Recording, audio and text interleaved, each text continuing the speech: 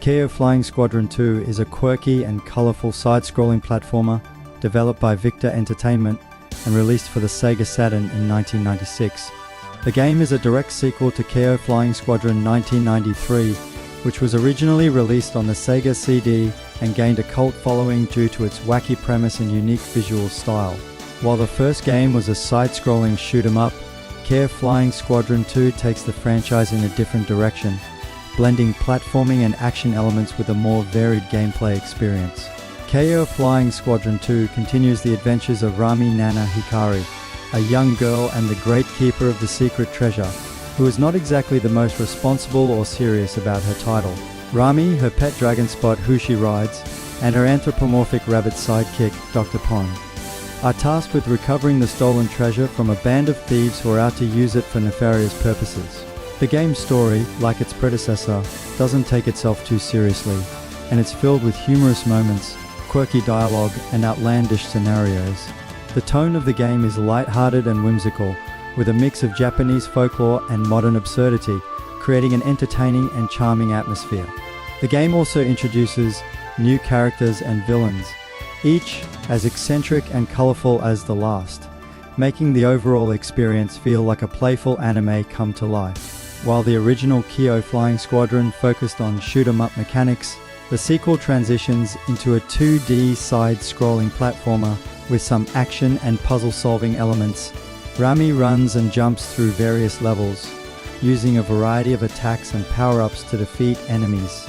She can throw items at her foes, and in some sections, players can ride Spot, allowing for shoot-'em-up sequences reminiscent of the first game.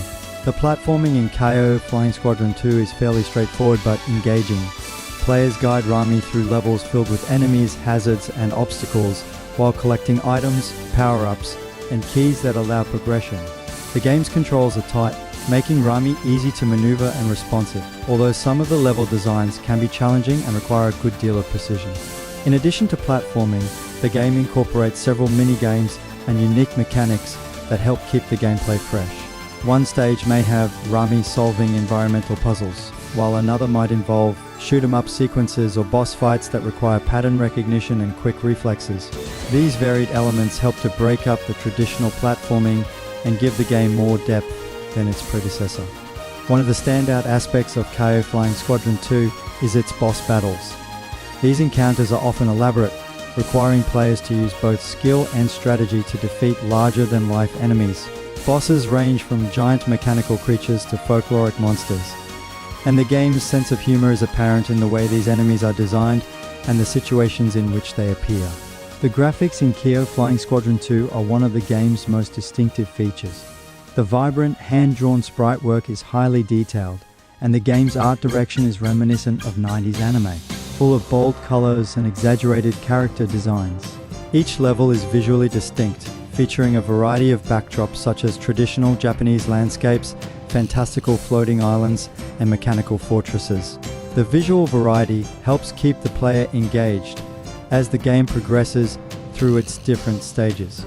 The animations are smooth and fluid, especially for Rami and the game's bosses. The art style is playful and charming, complementing the game's light-hearted tone. The presentation makes the game feel like an interactive cartoon, enhancing its appeal. The sound design is equally impressive. The game's soundtrack is upbeat and catchy, featuring a mix of traditional Japanese-inspired melodies and more modern, energetic tracks. The music complements the visual design and gameplay, creating a lively atmosphere that fits perfectly with the game's whimsical tone. The sound effects are also well executed, with crisp and punchy audio for Rami's attacks, item pickups, and environmental interactions. Despite its colorful and appealing design, Keio Flying Squadron 2 struggled to find a wide audience outside Japan. Part of the reason for this was its release timing in 1996, when the Sega Saturn was already losing ground to Sony's PlayStation. The Sega Saturn never achieved mainstream success outside Japan, and games like Keio Flying Squadron 2, with its niche appeal and quirky style, were often overlooked by Western audiences. As a result, the game is relatively rare and sought after by collectors today. However, among retro gaming enthusiasts, Keio Flying Squadron 2 has gained a cult following, much like its predecessor. The game is praised for its charming art style, humorous storytelling, and varied gameplay mechanics. It stands out as a hidden gem on the Sega Saturn, particularly for fans of platformers and anime-inspired games. Keio Flying Squadron 2 is a delightful and unique platformer that expands upon the quirky world established by its predecessor. With its vibrant visuals, engaging gameplay, and humorous tone, it remains a standout title in the Sega Saturn's library. Although it was not widely recognized at the time of its release, it has since gained a cult following for its distinct blend of platforming action and offbeat charm. For fans of the Sega Saturn or retro gaming in general, Keio Flying Squadron 2 is well worth seeking out. Here we have the youngest participant in today's tournament, Rami Nana Hikari. Rami, tell us, why did you decide to participate today?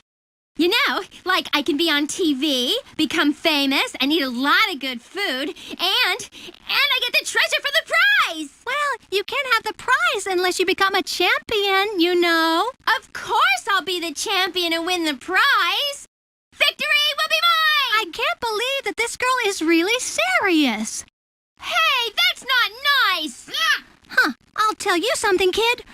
My uncanny sense warns me that this tournament is cursed by an evil machismo spirit. Female contestants will not survive the supernatural sexual prejudice. Ooh, you scare me. What's your attitude, kid? What a weird woman! Thank you for watching.